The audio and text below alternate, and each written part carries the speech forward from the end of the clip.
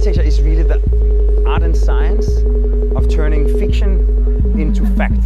Sometimes kind of real architectural life interferes with intellectual architectural life. There is no such thing as architecture. Hello everyone, this is Vikram Prakash and you are yet once again listening to Architecture Talk.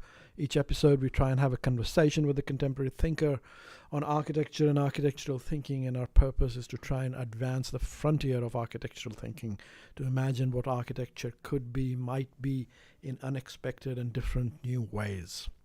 And I can say for sure that is certainly the case with today's conversation that I'm having with my fellow podcaster Sean Lally, who teaches at the University of Illinois in Illinois, and whose podcast Night White Skies is one of the best things on architecture on the air in terms of the podcasting world. Please do check it out. But today he and I are having a conversation about Michael Pollen's recent book, How to Change Your Mind: What the New Science of Psychedelics Teaches Us About Consciousness, Design, Dying, Addiction, Depression, and Transcendence. And as that Freudian slip indicates, what I'm interested in talking with Sean about is the implications of Michael Pollen's discussion on thinking about design thinking, and the design studio pedagogy. It's a wide, far-ranging discussion and a topic that I have a new but considerable interest in. I hope you enjoy it. Here we go. So first of all, welcome to Architecture Talk. Thanks for having me. Appreciate it. Yes, absolutely. It's I just finished reading this book about a couple of weeks back. Actually, I heard it on Audible, and it seems to me that Michael Pollen's interest is on articulating, it seems to me, other dimensions of consciousnesses and some kind of access to a way of engaging and being and knowing the world, which he then moves on to see what kind of uses it might have, for, broadly speaking, as he describes it, spirituality and love, but then for these topics that are in his subtopic, dying, addiction, depression, and transcendence. All of which are sort of somewhat medically focused. But I see your podcast and mine in some ways as well is dedicated to thinking about how one might reimagine architecture, and what I try and push as architectural thinking, or sort of the world of how we construct and imagine architecture in the future. What are other ways of knowing, or rather, how can we sort of expand the frontiers of architectural thinking, given the exigencies and interests and sort of knowledges of the 21st centuries in particular. And so I just wondered, in an open-ended way, what the new science of psychedelics might start to possibly teach us about architectural thinking. And I know in your discussion in the podcast, sort of veered away from the question of, I think you described it, or your guest described it, as the question of creativity. You didn't want to go down that direction. And I think your discussion moved more in the direction of institutional adaptation and transformation and so on. Why did you pick up this book as a book to discuss with your colleague? And what do you think are its implications for architecture? Yeah, so when you were saying one of the things we avoided a little bit was that idea of creation, but I think more it had more to do with avoiding the conversation of, like, do you take psychedelics to be more creative? Like, I don't think we wanted to go down that route per se. And why not?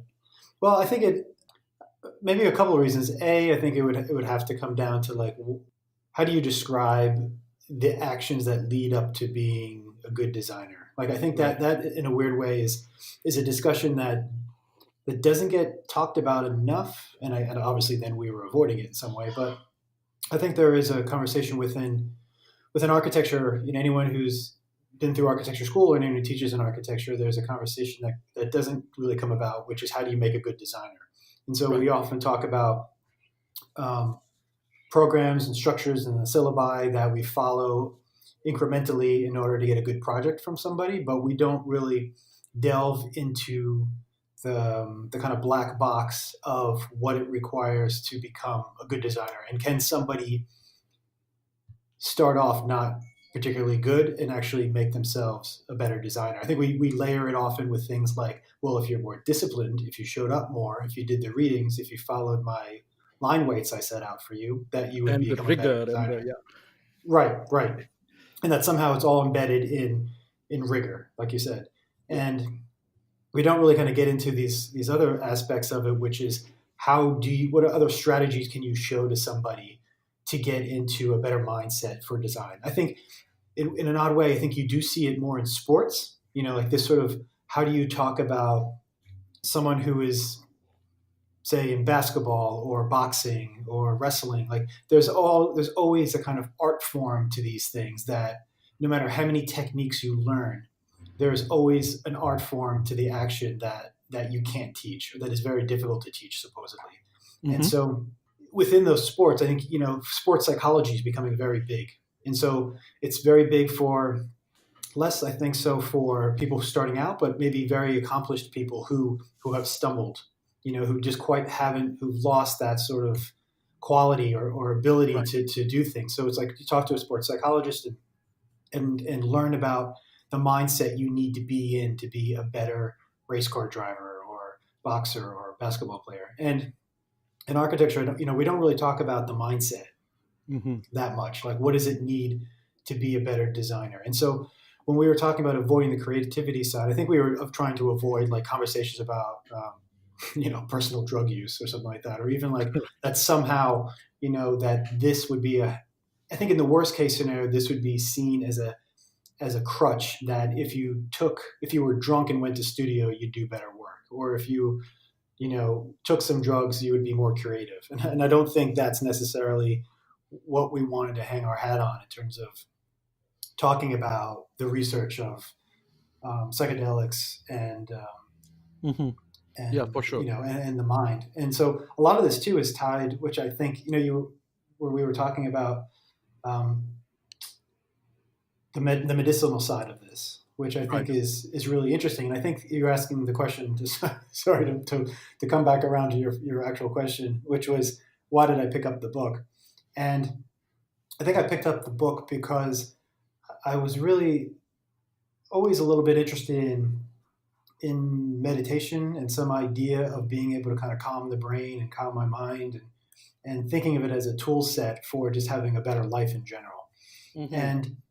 And I think as architects, you make broad generalizations. I think we often do think about what can we quantify, like what can we articulate, what can we represent? And if there is a means in the most traditional sense, like if you can represent something, if you can articulate it, if you can abstract it, if you can define what it is you're working on and how you can tweak it, that somehow it becomes almost like a materiality. It becomes a design. It becomes designable. It becomes something that we can actually articulate and work with as designers and design it.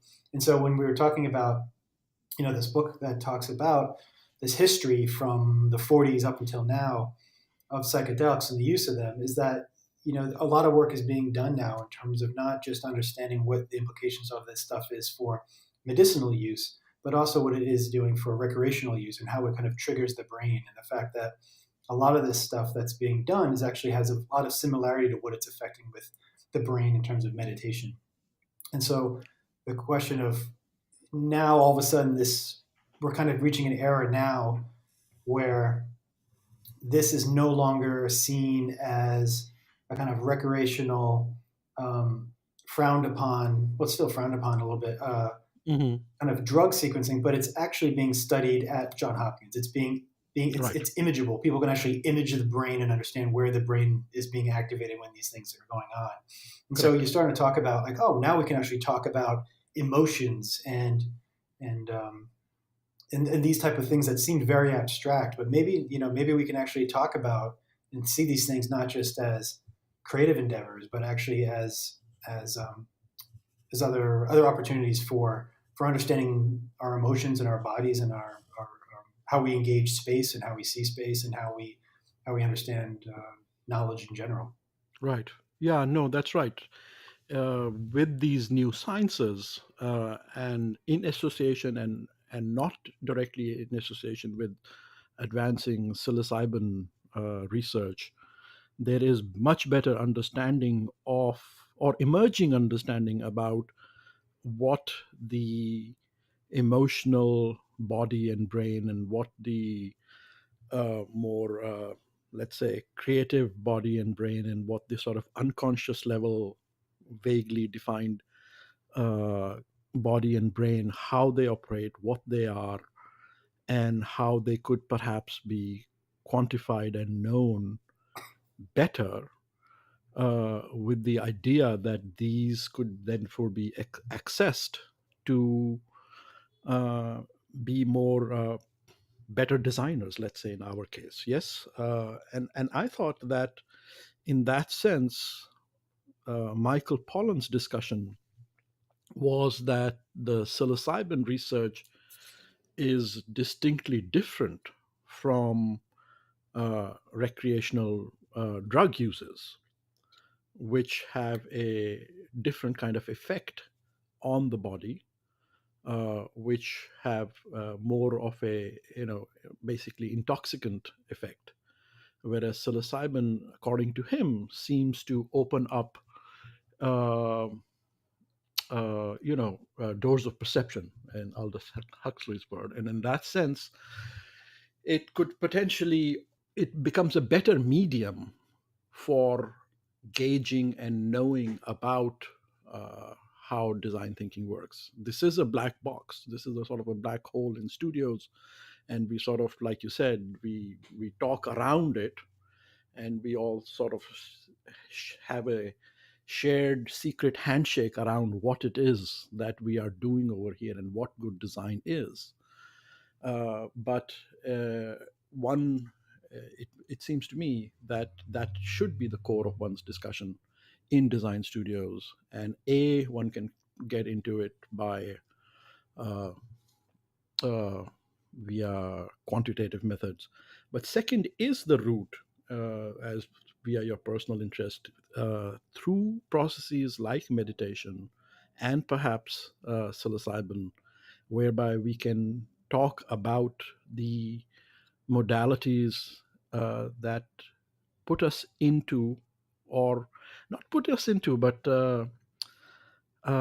activate the the senses of our being that we are trying to activate when we are when which motivate us to become designers anyway. Do you think that that has traction? Yeah, I think it comes down to what the motivation is of talking about or exploring the research. And so one of the interesting things also, if we're talking about education, you mentioned a minute ago the idea of the educated architect, or like educating architects. And I think for in one regards, most of studios that are explored have a lot to do with the end result, meaning what deliverables do you get from the student that can be put on the wall, that can be put in a catalog or articulated so that people come into a room and they see accomplishment, accomplishment of a student, accomplishment of the professor. Yeah. And it becomes a little bit less about how do I make these 10, 20 persons better designers, Mm-hmm. And I think that if that was your approach, that I have these 20 people and I need to bring them up to speed about contemporary and history, but also in the design studio, I need to make them better designers. I think, of course we always need to have some sort of metrics to understand what that means to some degree, but I think if our goal was to have better designers, it wouldn't necessarily correlate with the idea of how do I have a product at the end of the studio. Isn't that our goal? Isn't that our stated goal in every studio? Make better designers, at least on. I don't think it is, unfortunately. I think I think we like to think that's it, and I think we like to kind of make that seem the case when the students' work at the end of the day looks a certain way. Yeah. But I think more and more you're seeing, there's lots of different ways to teach studios, obviously, and Mhm. I think one extreme way are people with very thick syllabi who then have step-by-step instruction of how something is supposed to be articulated, like do this and then do that. It almost becomes like Manual. like a 15-week workshop of step-by-step, manual, that you were looking and reading through, versus kind of embedding within it discussions and readings and little zones in which no one is supposed to know how to get out of it. Like these little exercises that are unclear and don't have predefined results. And so, I like to think that it's always about getting a better designer, but quite often I feel like it comes down to more about having a predetermined result that somehow, quite often, if it's like putting your foot on the scale. I think quite often the instructors put their foot on the scale to kind of shift the weight around so it looks like, Yeah. How much work did you get out of the students, and how much yeah, did they how many do? hours did they spend there? Yeah. No, but you teach studio, yes? Yes. And the goal of your studio is what? Make better designers or put out more work on the pinup board? It all has everything to do with what I'm teaching. So if I'm teaching third year graduate students, the syllabus and conversations I would prepare would be very different than first year undergraduates. And so, depending on the studio that I'm teaching, you do have different goals, and you talk differently, Yeah. and I give a whole lot more pep talks in undergrads. Sure, sure. You got to boost up the confidence. Yeah, Yeah, I yeah. understand that. But let's take the third year graduates. Is your focus making them better designers? Yeah, I think at that point, it's about making them better designers. It's about hopefully, in a third year graduate studio, you're trying to bring something that's very specific. So I think more responsibility in a weird way falls on the instructor because they have to have an agenda and that is kind of clear cut as a research topic, yet at the same time have kind of light hands sometimes as to what the students produce. Because I think at that point it's a very interesting balancing act where you have a clear objective in saying this is the research we're doing, this is how we're focusing in within the discipline and how we're focusing with the profession, and it's a very kind of niche moment, but let's look at this because now we've sort of ramped things up after year education to a very kind of tight fine point, but at the same time also releasing a little bit and letting students, having 10 students that produce possibly very different projects across the 10 Sure. because they're starting to flex a bit of more of their own muscles in the project. And so I've always been even though I think my own design work has a very strong aesthetic to it, I often like to think that the objectives of the larger, broader research have lots of different potential aesthetic end results. And so if I have 10 different projects that look very different from 10 different students, but they're all following the kind of agenda, then that's great. It just means that they sort of ran with the bigger idea and have kind of put more input into it, meaning the projects become more theirs than they are mine at the third year. At the first year undergrads, I mean, anyone who's taught like that level knows that those are your projects because so much of it is you feeding them to kind of, get that thing moving. Yeah. No, I understand that. But let's stay with the sort of more graduate level. And you described the process as sort of a identified subsect of research within the discipline and profession.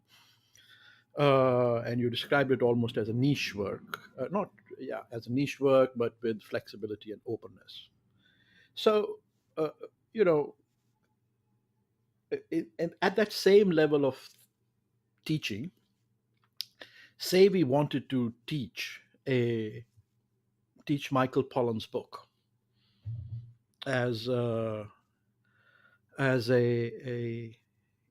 disciplinary challenge to design thinking, architectural thinking. Would you be able to? How would you construct a studio syllabus, studio project potentially around that?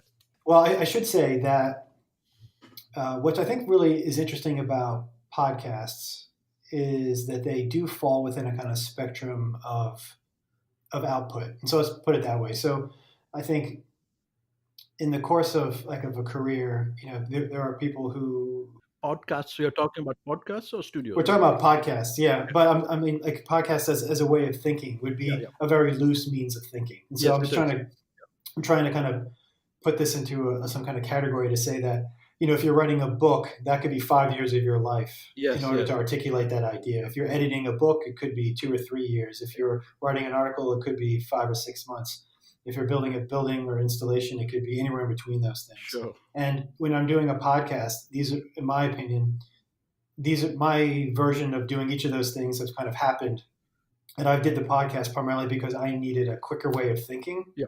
I needed to have something where I could have a result at the end of a week.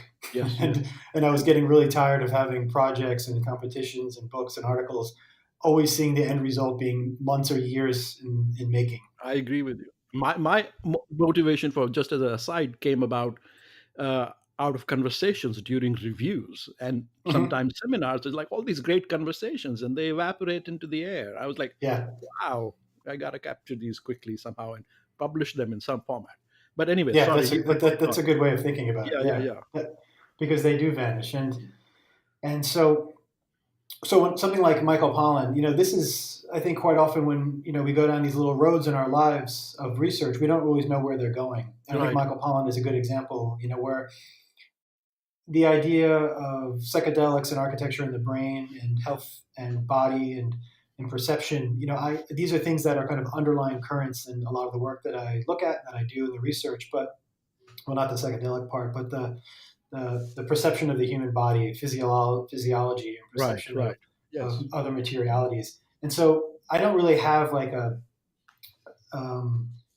mechanism or an idea yet as to how this is going to manifest itself. And it'll probably, if it does, it might be within an article or a book chapter a year from now. But as of now, it's sort of just sitting, it's sort of just percolating in the pot, trying to figure out how it will come about as something other than a kind of hunch or an interest. And so, if I was teaching a studio that was tied to this, I think it would have a lot to do with something maybe a little bit broader, where I was looking at healthcare, or I was looking at health in the body, and I was looking at maybe even perception or changes in perception over the last 200 years, like maybe how people understand color or opinions to color. The color, certain colors have not existed, all our lives. Like blue, for instance. I don't think there was a word for blue for up until 3,000 years ago or something, or 2,000 years. Like the idea of we like to think of our current condition as a static condition that existed prior to our knowledge of it or our experience of it, when in reality it's always a kind of evolving construct. Construct, yeah. And so when we start thinking about the mind, this is when it becomes, pretty amazing, just trying to think about how people kind of poke holes in perception through these kind of experiences, where they kind of see things or experience things or have these articulations that they don't know how to articulate. So one of the things that I found really fascinating about the book, and it happened a couple of times, was that people came back from these trips, these experiences, that kind of faded out rather quickly, and they realized that they had no ability to really articulate in language what they had experienced. And so there was a kind of failure in our language abilities to articulate these experiences. And but that becomes profound experiences for them. Yes. They're absolutely profound. And they, for most of the people in the book, they were life-changing. And that not only were they life-changing in the sense that they lasted a long time. These weren't experiences that kind of, even though they had a hard time articulating it minutes afterwards, the ramifications of them lasted for years. And so this idea that we have a language that we rely on, we have mannerisms, and we have all these type of ingrained aspects of our lives that we rely on to articulate, everything from an architect to a drawing to our vocabulary, questioning the idea that there are these life-changing, these experiences that people have on these drugs that they fail to be able to articulate, I thought was pretty amazing. And how is there a mechanism to articulate that? I mean, that could be a project that would last a lifetime, trying to figure out how how people could articulate these feelings and these emotions and these experiences so that they can be shared. Yeah, I mean, one thing that occurs to me is that, you talked about our changing the construction of our perceptions around, let's say, color. But if we generalize out from there, it seems to me that with all its iterations and modifications, the broad modernist aesthetic, ethic, and canon is still largely normative in the academy and by and large at various levels in the profession. And while we had certain, 70s, 80s postmodern critiques of the modernist ethic and aesthetic, a sort of that's the kind of world of perception that which I with everybody else, I'm deeply steeped in. My entire background comes from modernism and Corbusier and Chandigarh and sort of post-colonial modernism, and so I'm deeply, deeply, deeply invested in it. So I say that from that from that perspective, from and that vantage and that seat. But nevertheless, it seems to me that the broad modernist perception of the discipline, to unseat that or to critique it in some substantial way, may be a project that one can begin to get at in focused ways via other perceptions, via other production of other languages, other ways of articulating things, uh, by grappling with the same problem that these people who are coming back from these experiences are trying to articulate, right? So, Yeah. I mean, it seems to me that may be maybe it's not a studio, maybe it's more of a seminar research topic that one could potentially take up. Yeah, I mean it's a obviously a big undertaking because I need it's something that I know I at least struggle with is it's very difficult to know what your assumptions are. Yeah. You know, I mean that's the problem with an assumption is that you don't Right. you're quite often not aware you have it. Yeah. Of course, So- by definition, yeah. So you don't. It's really difficult to kind of shake them. Yeah. And so, even these ideas of how do you shake that those modernist assumptions. You have to start being aware of when you're making them, and sometimes it's really difficult, I think, to identify when something you assume to be new is really quite old. And so you have these kind of back and forths. So when we talk about AI, artificial intelligence, the people immediately kind of point back to cybernetics in the 50s and say, this has been a long trajectory. Sure. Or people talking about looking at energy and looking at means of controlling and manipulating, and people point back to the 60s and work that was being done with other architects at that time. And so there's always this kind of back and forth, but there's also obviously, when we look at something like this book, what I thought to be really kind of intriguing was that how much work had gone into the investigation of the psychedelics in the 40s and the 50s, and how widespread and accepted they were by government agencies, how well funded they were by government agencies, not just in the United States, but globally. And then how through politics, essentially, they were stymied and they were kind of put underground. And that research went dormant for essentially 30, 40 years. And so, just to kind of think what could have happened had this work continually moved forward. And it's only now, and I think Michael Pollen got into this book because he wrote an article, if I'm not mistaken, for the New Yorker or something like that, or the Atlantic, which started looking at this work again. The fact that John Hopkins, I think it was, finally got some of the first federal funding in 30 or 40 years to actually start looking at psychedelics as for medicinal use. And so, when you start thinking about these things, there are, you wonder how many assumptions that we have in our lives, and I think quite often, I think one of the big ones that's happening now that you see really being questioned, though it's being questioned, but I don't think we really know what to do with it, which is even just this idea of point of view. The realization that we as humans are one species, we're not the only species. That Right. we as genders, or as we have very kind of individual, we have broad generalized assumptions that we make and that we use as mechanisms for judging success and failure, or what we design to in terms of ergonomics, in terms of height, weight, and stuff like that. And that these are things that need to be questioned. And the fact that questioning them isn't necessarily something that dilutes the project, that dilutes it. The fact that, oh, now I have to design for X, Y, and Z. It's that, no, it's actually going to enrich the project. That actually these new perspectives, work like I've really enjoyed reading Donna Haraway's book, Staying with the Troubles.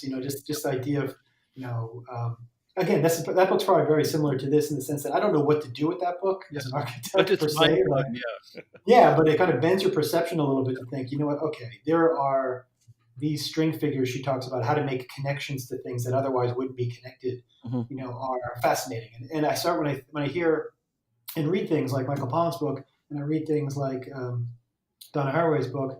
I actually also, it gives me a lot of validation for my interest in, say, science fiction. Right. So stuff like that is like, you know what? That is probably why I love science fiction so much, because it was doing that for me. I was experiencing new worlds and new realities. Yeah. That it wasn't simply because I just loved the storyline and it wasn't escapism alone. It was actually working my brain a little bit. It was actually giving me a little bit of perspective about things, and allowing me to like see them in a slightly different prism of reality.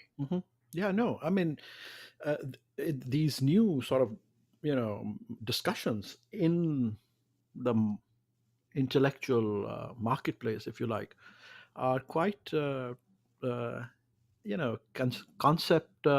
conceptually challenging, and they really bend your mind in fantastic ways. There's Donna Haraway's discussion. There's the sort of whole transgender discussion, people like Maggie Nelson. And then there's the whole also this Karen Barad's discussions. Have you read them on quantum physics? Yeah, I mean, that's also fantastic in terms of thinking about what really is our relationship to material objects. Kind of it puts a new twist onto the question of asking the brick what it wants to be. Suddenly it seems like the brick in certain way, at least at a subatomic level, has an opinion. And if that is the case, then what are its implications actually for us as designing agents? Because if we are sort of co-designing it, it just provokes a question which is pushes us in the direction of, if you like, science fiction. But it's science fiction that is not about fantasizing about, escapist delusions, but about really imagining what the world might be. So you are interested in all these in similar questions. Do you where in the architectural academy do you think, or who amongst architects do you think are interesting people who are anticipating or perhaps starting to work in these areas anywhere that you have looked at or connected to? I mean, I think people like Philippe Rom, does really great work, trying to actually build, looking at his work with climate, producing kind of microclimate outdoor, looking at the body more or less as a kind of singular thing, not a singular thing, but as a found object, almost like, the bodies that we have today. Philippe, but then looking at what's the name again? Sorry. Philippe Rom, Rahm. Ram. Okay, yeah. Then, I mean, Liam Young, maybe, an architect as well, maybe working more with movies and making more with videos and trying to understand narratives and storylines as a way of exploring the implications of the future, but always doing it as under the rubric of heading of an architect. He very much sees himself as an architect doing these, not as a filmmaker. And then when it gets into more people who are questioning more the human body, the physiology of the body, and the perception of the body, I think it gets a bit more difficult to find architects doing that. I think that tends to be either in the arts or in the technologies. People who are looking at wearable technologies, who are Sure. looking at embedded technologies. So at that point, I think it becomes the necessity of the architect to kind of, which is what we do. We're kind of generalists Hmm. to kind of identify those trends and apply and kind of tune the possibilities of what these implications could be. We can never say for sure, and that becomes a difficulty within architecture, because as architects, we kind of, we don't know. I mean, I speak for myself. You question what your role is. Is the role to kind of write about this and and speculate, speculate through design of things that aren't quite available now, or is it to actually bring things to be built that maybe aren't quite where I think things are going, but could at least start the travel forward? And so, because a lot of this stuff is, Are those roles either or in your mind? I don't know. I don't think they're either or. I think as a career, they're certainly not either or. But I think running a practice, they kind of are. As exigencies, yes, of course. Yeah, Yeah. I mean, you've got to bring. because it's difficult. You're trying to run multiple multiple trajectories, and it can be very frustrating when you go from the kind of projections of possible futures that you're trying to play out with. So, what are the social implications here? What are the aesthetic implications here? If someone can sense this and this person can sense that, and this person gets access to this information, and what would architecture be, or what would that public space be? How would it be used? That gets really exciting possibilities as a designer that you want to test out, but trying to get that built is very difficult. So that kind of moves into the either installation or design competition that never sees fruition, versus trying to get the commission down the line for a project, knowing that you probably can't bring much of those ideas with you. And so because of their feasibility or the fact that they're not quite available yet. And so it's not impossible. I mean, I think it brings up a lot of other opportunities, is trying to figure out how do you thread that line. That's the role of the architect. Yeah, I mean, one of the examples.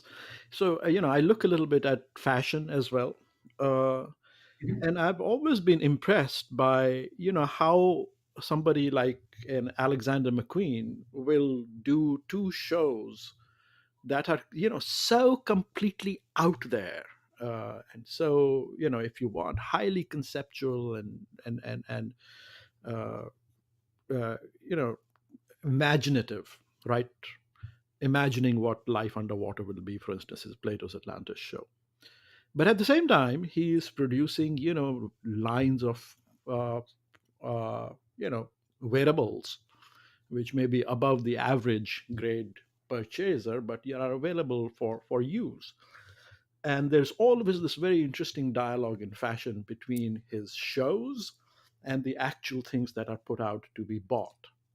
Mm-hmm. And the things in the marketplace are, of course, designed with all the exigencies of the capitalist world and the contemporary user in mind.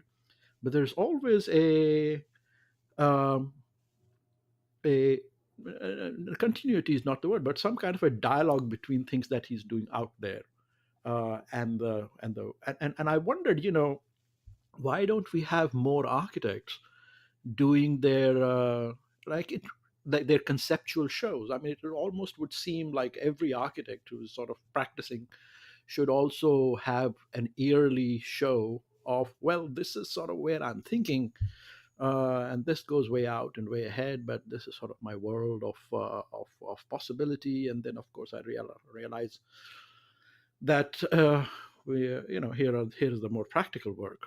So that would be, in my head, one way to not bridge them, but bring these two things into dialogue. Yeah, I mean, that's a good point. Like the Alexander McQueen example, that's a good example in which those two things need each other, right? Without the kind of wild out Yeah. big show Yeah. For the couture line, he wouldn't get people to want to buy the clothes that turn out, once they have to go to mass production, can't be Yeah, couture yeah. buy. But without the other doesn't really move the project forward. And so, yeah, as architects, I think I think, I think that's highly important, to be able to kind of play those two worlds back and forth, and I think there are different ways in which people can do that. So yeah, it's not always through design. I do think there are architects out there who design, and then maybe those that who on top of that would write. And it's through writing Sure. that you explore ideas that aren't that you're not. If I'll talk in my case, like I don't write because I know what I want to write about. I write because I have a hunch and I need to articulate my thoughts. Sure. And then by the time the article's over, the book is done. It's like, okay, now the work I did prior to this doesn't work because I realized I figured something out and it's not what I was doing. And so it's a great way of going back and forth. So in some ways, that you can think of the writing as the couture version of the design that maybe is materialized. But Yeah. yeah, I mean, I think maybe an example of that actually might be of your example of the yearly show. It could very well be OMA. Yeah, sure. And OMA has a little bit, yeah. in the 90s more so, Yeah. where there was that idea of producing these things that were really throwing down the gauntlet for himself, Mhm. his office, but also for other people to realize like what this was what it was going for. And I do think there is a bit of loss of that. I think in some instances there are people who there seem to be an undercurrent of some work where I don't understand what's at stake at all, and then there are other examples in which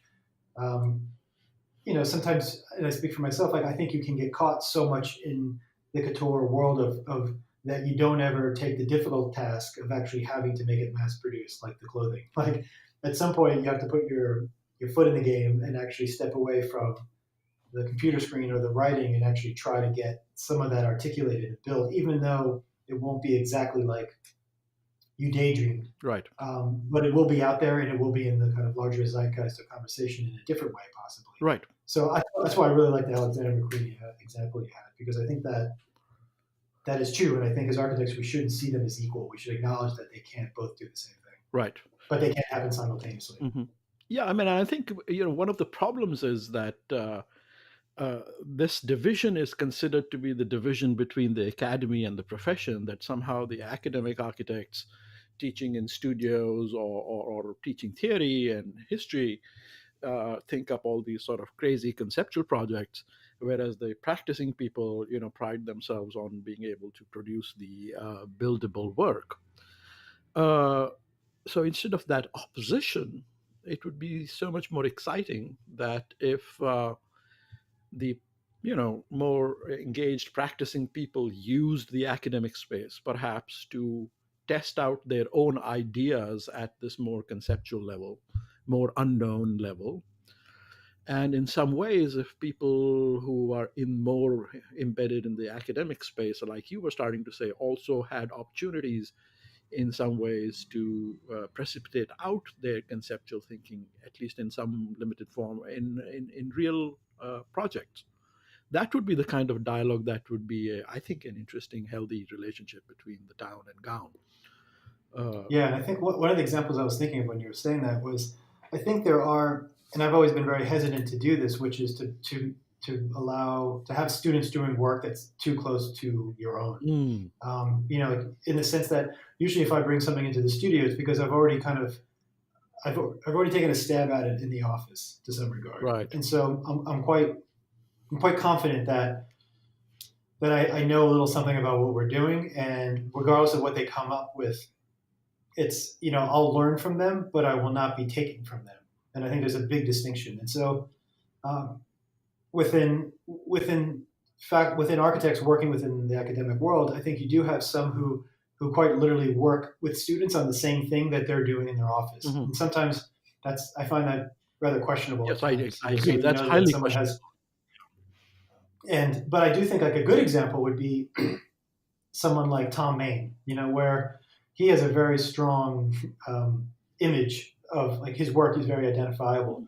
But when I was at UCLA, this is quite some time ago, he had his kind of research studios, which were all about the city. So I think they were called LA Now, and they were a completely different scale from what his office does. Yeah. And for him, that scalar shift I thought was really smart, because he was engaging the city in conversation, discourse, and getting the students out there. and it was part of his work, but it wasn't emblematic of Morphosis. Mhm. And so, I think part of this for the architect is how do you, unlike the couture version and the market version, architects have a bit more complex relationship, because in education and academia, we do have a responsibility to academia and to the discipline and to the students, and that is the fact that they don't work for us, Right. and versus then our offices, and so it is a different relationship, and I think it's a little bit more difficult to find offices that can run a lab and an architectural office simultaneously, and none come to mind right offhand. I mean, it would have to be a rather big. Again, we go back to OMA with the idea of OMA and ammo. Right. Two different arms of the same beast. Yeah. All right. Well, we are about at time over here, Sean. Thanks for engaging me in this conversation, and particularly your experiences and your thoughts on how one could connect this to practice and teaching. Yeah, thanks for having me. I enjoyed the conversation.